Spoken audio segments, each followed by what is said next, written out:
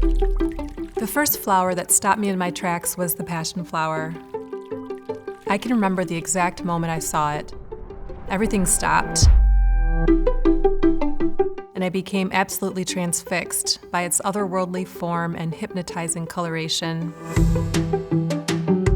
I became a florist shortly after, and I always remembered that moment. It was the first time a flower had given me complete pause. It filled me with curiosity and awe. I decided that was the feeling I would try to give people through my work. Lofty, yes, of course, but I aim to give people pause, make them curious, and allow them to experience the wonder of nature through the medium of flowers. As a new florist, I attempted to do this by selecting unexpected materials, such as herbs or fruited branches or cuttings from unusual plants. It was my hope that by focusing on unique, seasonal materials, I could grab the attention of the viewer, draw them in, and make them fall in love with floral design the way I had. As I progressed as a florist, I started to rely less on the impact of the unexpected and unusual, and lean more on design principles to draw the viewer in. With this as a focus, one can coax out the best in any material, even the so-called ordinary. This was tested when everything stopped in March 2020. My inspiration took a hit. Like many others, I felt trapped and creatively restricted. Like so many, all of my work came to a halt. My energy was drained and I wondered how to regain my creative spark. Instead of ruminating on all I'd lost, I decided to focus on what I still had access to. In lockdown in early March in Michigan, that was hyacinth from the grocery store.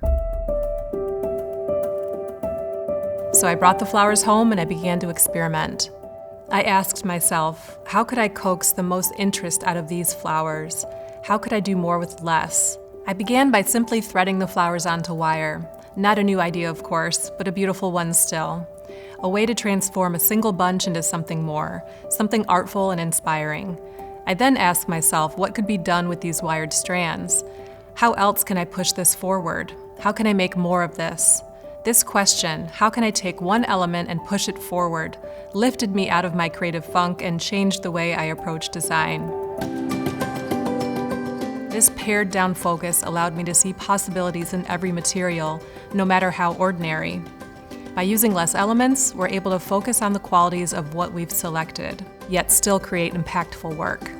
It invites us to remain engaged and keep moving, even when we don't have access to everything we're used to. It invites us to keep pushing the art of floristry forward. It invites us to think about how an element can be stretched, how an idea can be stretched, and how we as florists can continually innovate, progress, and help each other grow.